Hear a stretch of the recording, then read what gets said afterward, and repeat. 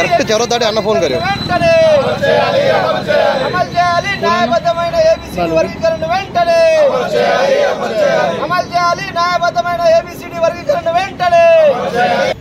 రాష్ట్ర వ్యాప్తంగా జరుగుతున్నటువంటి నిరాదీక్షలో భాగంగా ఈరోజు ఆర్మూరు ప్రాంతానికి ఈ దీక్ష శిబిరాన్ని సందర్శించడానికి రావడం జరిగింది. మందాకృష్ణ మాదిగ గారి ఆదేశాల మేరకు రాష్ట్ర వ్యాప్తంగా వర్గీకరణ బిల్లుకు చట్టబద్ధ కల్పించాలని, మంత్రివర్గంలో మాదిగలకు 2 మంత్రి పదవులు ఇవ్వాలని మందాకృష్ణ మాదిగ గారు చేస్తున్నటువంటి డిమాండ్లకు అనుగుణంగా రాష్ట్ర ప్రభుత్వం మరి దానికి చొరవ చూపాలని చెప్పి ఈ సందర్భంగా గుర్తు చేస్తూ, మొన్న 12% ఉన్నటువంటి మాదిగల జనాభాకు అనుకూలంగా రాష్ట్ర క్యాబినెట్లో 2 మంత్రి పదవులు ఇవ్వాలని మా మందాకృష్ణ మాదిగ గారు డిమాండ్ చేస్తూ ఉన్నారు.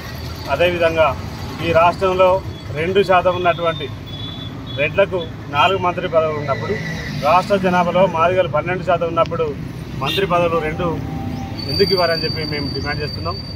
రేవంత్ రెడ్డి ప్రభుత్వాన్ని ప్రశ్నిస్తున్నాం.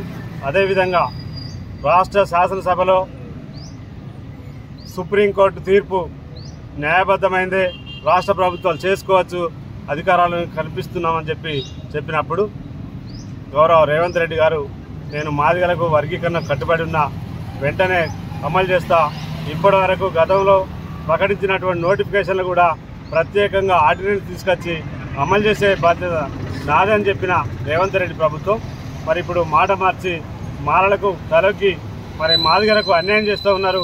మాదిగలు రోడ్డు మీద కూర్చొని నిరాదీక్షలు చేస్తుంటే మాదిగల్ని అరెస్ట్ చేయడం, మాలలకు ఉద్యోగ అవకాశాలు కల్పించడం అంటే రాష్ట్రంలో రేవంత్ రెడ్డి ప్రభుత్వం కాదు, అది మాలలు చేస్తున్నటువంటి ప్రభుత్వం అని చెప్పి గుర్తు చేస్తున్నాం.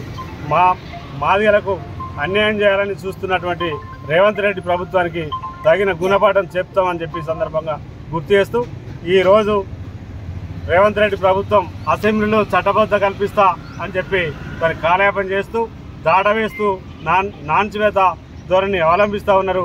అది మంచి పద్ధతి కాదని చెప్పి సందర్భంగా గుర్తు చేస్తూ, ఏదేమైనా మాదిగలకు అన్యాయం చేయాలని చూస్తే ఈ రాష్ట్రంలో కాంగ్రెస్ ప్రభుత్వాన్ని పొందబెడతారు మాదిగలని చెప్పి సందర్భంగా గుర్తు చేస్తున్నారు. గౌరవశ్రీ మందాకృష్ణ మాదిగ ఆదేశాల మేరకు ఏదైతే రిలే నిరాహార దీక్షలు చేస్తున్నారో దాన్ని రాష్ట్ర ప్రభుత్వం మరి మాదిగలకు రావాల్సినటువంటి మంత్రి పదవుల మీద స్పష్టమైన ప్రకటన చేస్తూ వెంటనే పదవులను ప్రకటించాలని చెప్పేసి కోరుతా ఉన్నాం.